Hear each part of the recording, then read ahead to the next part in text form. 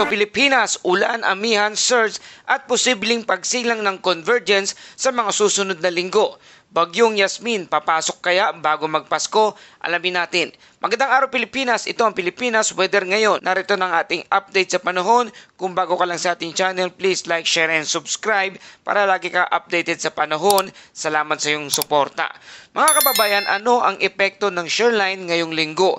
Gaano katatag ang amihan at bakit magkakaroon ng panibagong cold surge? Ano ang tunay na lagay ng Christmas storm na kumakalat sa TikTok at Facebook? Totoo ba ito or fake? Ano ang sinasabi ng long range forecast tungkol sa dalawang posibleng convergence o low pressure area by this coming December 21 to December 23? At alamin din natin ang situational report sa mga lugar na maapektuhan ngayong araw. Kaya manatili tayong nakatutok sa ating updates ulat panahon dito sa ating bansa. Bago natin simulan, quick recap muna tayo. Ang shoreline ay patuloy na nagpapadala ng ulan sa Cagayan, Isabela, Quezon at Bicol. At may paparating na amihan cold surge by this coming weekend. Ang long-range model na makikitang posibleng convergence sa silangan ng Visayas, Bicol sa darating na December 21 to December 23. Pero hindi pa ito bagyo na tinatawag natin. At walang nakikitang bagyo sa ngayon ayon sa ating mapa. Mga kababayan, simulan natin ang istorya.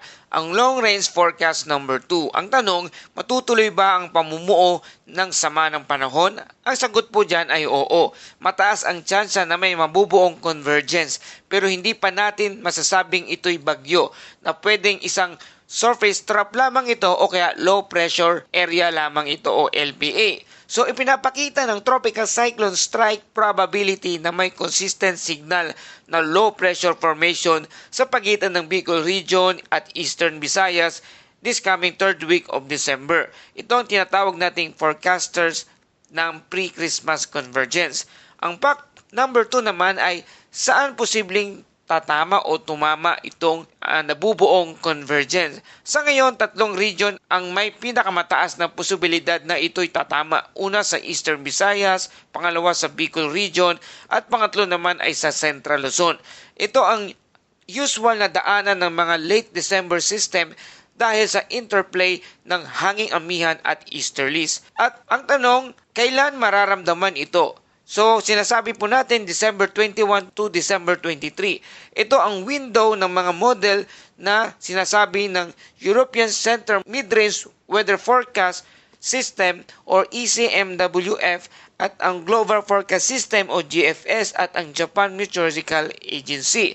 Una itong mararamdaman bilang isang maulap na kalangitan, unang bugso ng ulan, paglapit ng trap o buntot, at pagbuo ng low pressure area o LPA sa Pacific. So narito ang ating mga ilang katanungan. May tsansa ba itong lumakas? Ang sagot sa ngayon ay mababa ang posibilidad.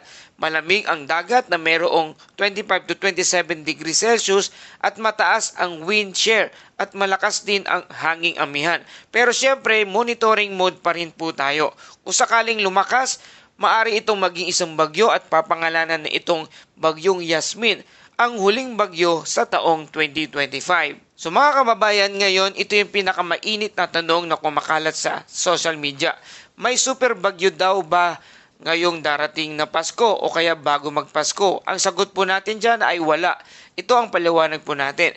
Yung mga kumakalat online sa iba't ibang model maps, ito ay tinatawag na phantom storms, gawa ng model noise or error.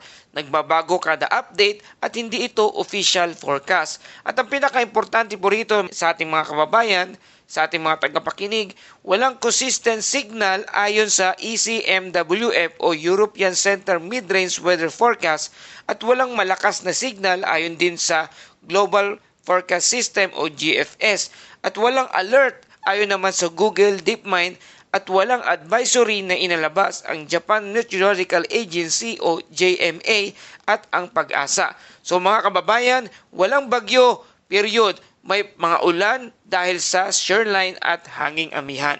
Kaya patuloy po tayong mag-antabay sa ilang mga updates officially ng ating Pag-asa. Kaya narito naman ang ating kasalukuyang lagay ng panahon dito sa ating bansa. Number 1 dyan ang shoreline na patuloy sa Eastern Southern Luzon na nagdadala ng ulan mula Quezon hanggang Bicol. at ulan din sa Samar at Marinduque. At northeast monsoon naman o hanging amihan, apektado ang Ilocos, Cagayan Valley, Aurora at Batanes. At narito ang lagay ng panahon sa ilang mga lugar. Sa Bicol Region, Rizal, Laguna, Quezon, Marinduque, Samar Provinces, ang ating pong weather dyan ay cloudy with scattered rain and thunderstorm. Dulot naman ito ng shoreline. At ang impact ay flash flood, landslide at biglaang buhos ng ulan. Sa Cordillera, Cagayan, Isabela, Quirino, Nueva Vizcaya, Aurora, ang weather po natin dyan ay cloudy with light rains. Dulot naman ito ng hanging amihan.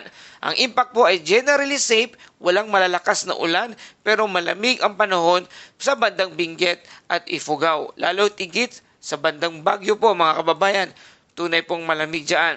Sa Ilocos Region at Batanes, ang weather po natin dyan ay partly cloudy to cloudy skies na may dalang mga ulan na light rains only. Impact at no significant effect sa lugar na yan. Dito sa ating Metro Manila at sa rest of the country, ang ating weather po dyan ay partly cloudy to cloudy skies with thunderstorm during the afternoon and evening.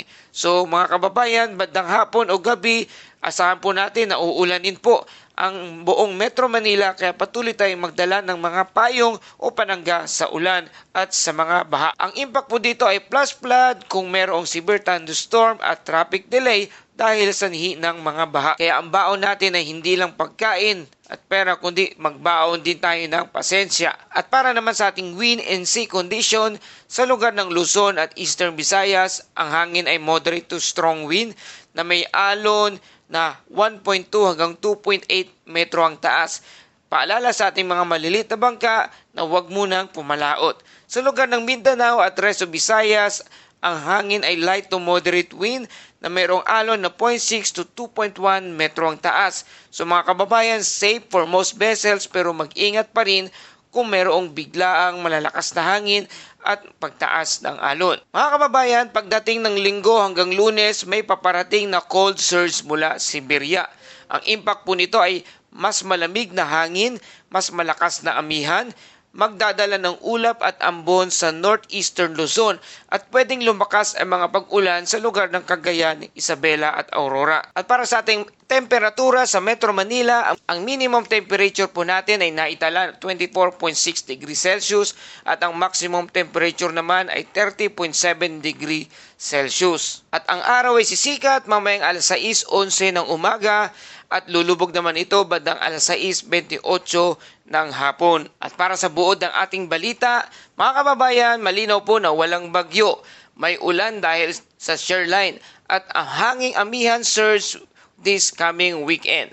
May chance ng low pressure area o LPA by this coming December 21 to December 23. Pero hindi ito isang bagyo. Manatiling updated dahil nagbabago ang long range system at anumang oras ay meron tayong update dahil ang ating panahon ay babago-bago. At dako naman tayo sa ating Bible verse of the day na meron tayong special edition mga kababayan mula sa Luke chapter 2 verse 10 hanggang 11. Sabi doon sa English NIV, "Do not be afraid, I bring you good news that will cause great joy for all the people. Today in the town of David, a Savior has been born to you. He is the Messiah, the Lord." Sa Tagalog naman po, huwag kayong matakot, ako'y may magandang balita na magdudulot ng malaking kagalakan sa lahat ng tao. Ngayon, ipinanganak sa bayan ni David ang inyong tagapagligtas, ang Misaya, ang Panginoon. Mga kababayan, ngayong panahon ng Pasko, madalas nating maranasan ang pabago-bagong lagay ng panahon. Minsan maulan, minsan malamig at minsan biglang umiinit.